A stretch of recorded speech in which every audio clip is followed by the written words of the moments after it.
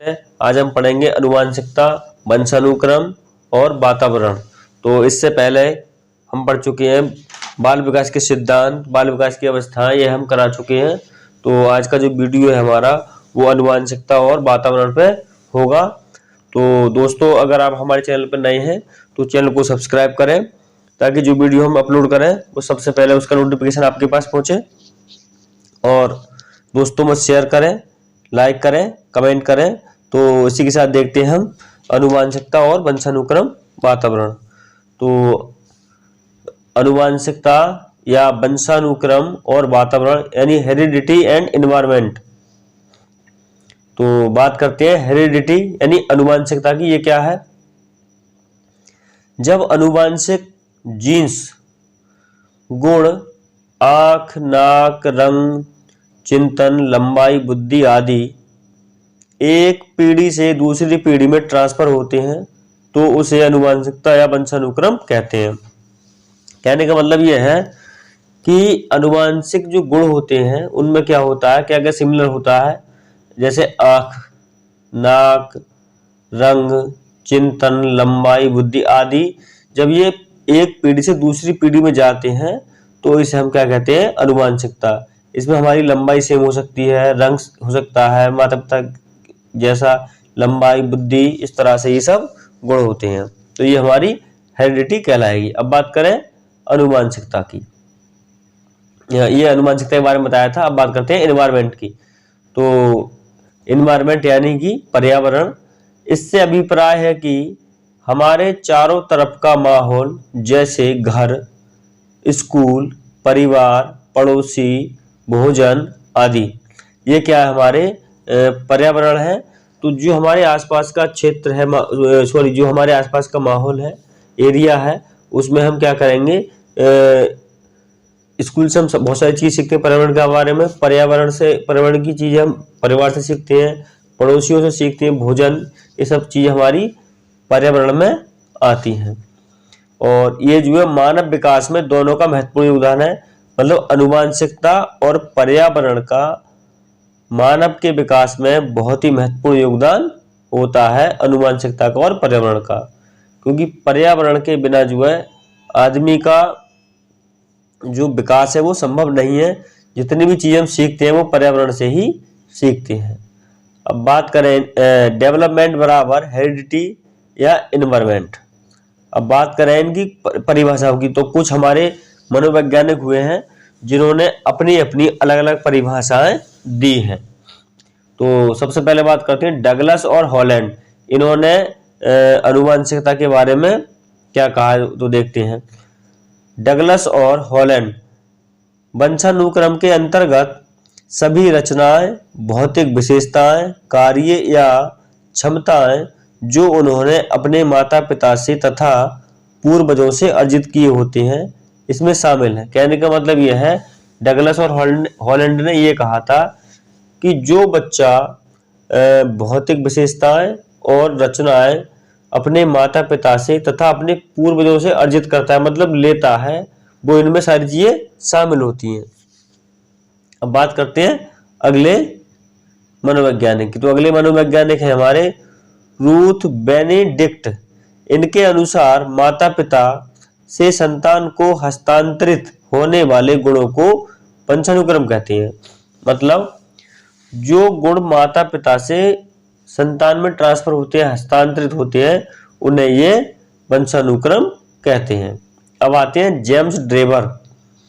इनके अनुसार माता पिता की शारीरिक व मानसिक विशेषताओं का संतानों में हस्तांतरण होना वंशानुक्रम कहलाता है। कहने का मतलब जेम्स ड्रेबर ने कहा है कि जो माता पिता की शारीरिक व मानसिक विशेषता है, मतलब फिजिकली और मेंटली जो विशेषता है, और उनका जो बच्चों में ट्रांसफर होता है या हस्तांतरण होता है, उसे वंशानुक्रम कहा जाता है।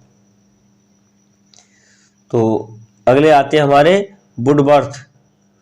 वुडवर्थ ने क्या कहा था?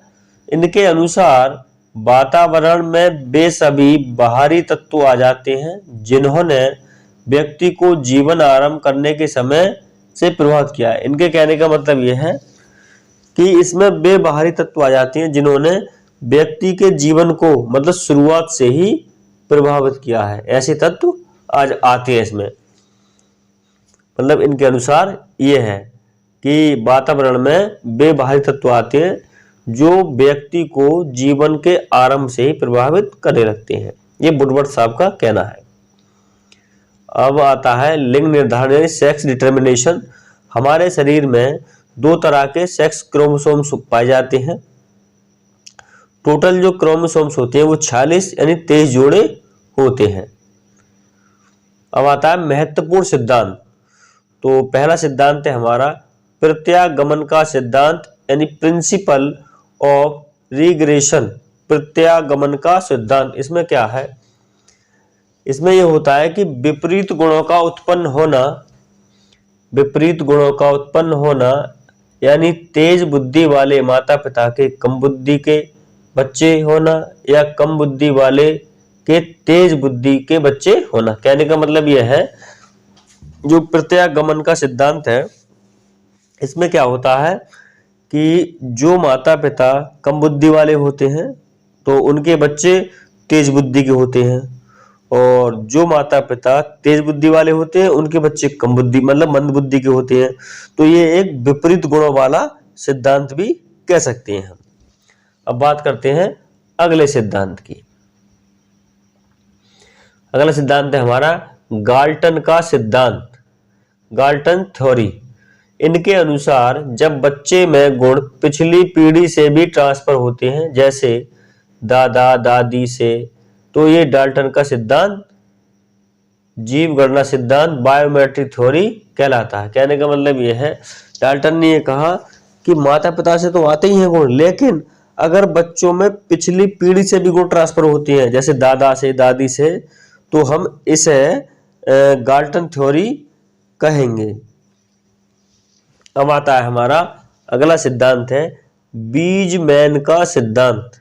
बीजमैन साहब ने क्या कहा था, इनके अनुसार माता पिता से प्राप्त बीज कोष कभी खत्म नहीं होता, ये एक पीढ़ी से दूसरी पीढ़ी में निरंतर चलता रहता है यानी कंटिन्यूसली चलता रहता है।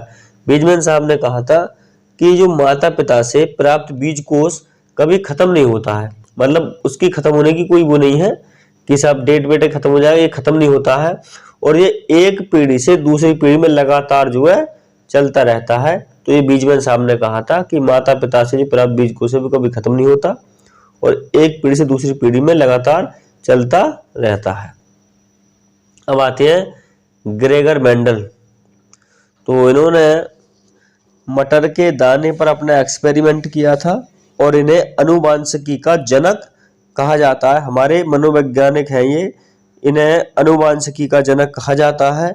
इनके अनुसार इनको अनुवांशिकता का जनक कहा जाता है। इन्होंने मटर के दानों पर प्रयोग करके अनुवांशिकता के नियम निर्धारित किए थे। मतलब मेंडल साहब ने मटर के दानों पर अपने प्रयोग किए और इन्हें अनुवांशिकता का जनक कहा जाता है। तो दोस्तों ये हम इसकी CDP की दूसरी क्लास है आज, और इससे पहले हम जो क्लास कराई है उनका हमने लिंक वीडियो के डिस्क्रिप्शन में डाल दिया है, तो आप हमारे चैनल पे जाके वहाँ से देख सकते हैं। तो अगर आप हमारे चैनल पर नए हैं तो चैनल को सब्सक्राइब करें, दोस्तों में शेयर करें, कमेंट करें, लाइक करें। जय हिंद।